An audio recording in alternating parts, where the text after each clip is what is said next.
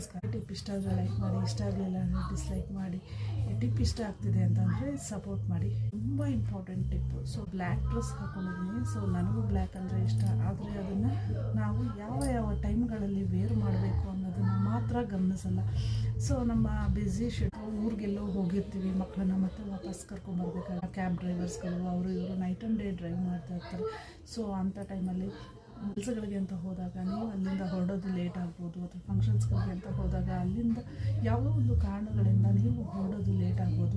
Black dress ಹಾಕ್ಕೊಂಡು ನೀವು ನೈಟಲ್ಲಿ ನಿಮ್ಮ ಗಾಡಿನ ಡ್ರೈವ್ ಮಾಡ್ತಿದ್ರೆ, ಅಥವಾ ಯಾವುದೋ ಒಂದು ಜಾಗದಲ್ಲಿ ನಿಂತಿದ್ರೆ, ಅಥವಾ ಒಂದು ಕಡೆ ರೋಡ್ ದಾಟ್ತಾ ಇದ್ದರೆ ಸಡನ್ನಾಗಿ ಎದುರುಗಡೆ ಬರುವಂಥ ಪರ್ಸನ್ಗೆ ನೀಟಾಗಿ ಕಾಣಿಸಲ್ಲ. ಹಾಗಾಗಿ ಹಲವಾರು ತೊಂದರೆಗಳು ಈ ಥರದ್ರಿಂದ ಕೂಡ ನಡೆಯುತ್ತೆ. ಬಟ್ ನಮ್ಮ ಗಮನಕ್ಕೆ ಅದು ಬಂದಿರಲ್ಲ. ಚೆನ್ನಾಗಿದ್ವಿ ಅಂತಂದರೆ ನಮ್ಮ ಕುಟುಂಬ ಕೂಡ ಚೆನ್ನಾಗಿರುತ್ತೆ.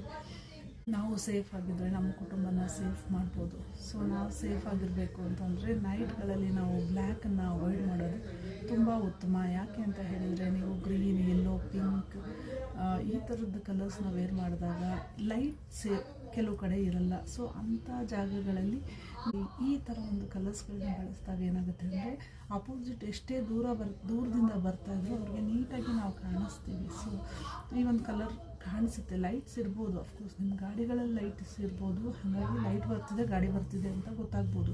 ಆದರೆ ನೀವು ಒಂದು ಕಡೆಯಿಂದ ಒಂದು ರೋಡ್ ದಾಟ್ತಾ ಇರ್ತೀರ, ಅಥವಾ ಅಲ್ಲೆಲ್ಲೋ ಏನೋ ತೊಗೊಳಕ್ಕೆ ನಿಂತಿರ್ತೀರ, ಅಥವಾ ಮಕ್ಕಳನ್ನ ಇಟ್ಕೊಂಡು ರೋಡ್ ದಾಟ್ತಾ ಇರ್ತೀರ. ಸೊ ಇಂಥ ಸಂದರ್ಭಗಳಲ್ಲಿ ಏನಾಗುತ್ತೆ ಅಂತ ಹೇಳಿದ್ರೆ, ಸಡನ್ನಾಗಿ ಬ್ಲ್ಯಾಕ್ ವೇರ್ ಮಾಡಿದರೆ ಅಪೋಸಿಟ್ ಪರ್ಸನ್ಗೆ ಕಾಣಿಸೋದು ಕಡಿಮೆ. ಸೊ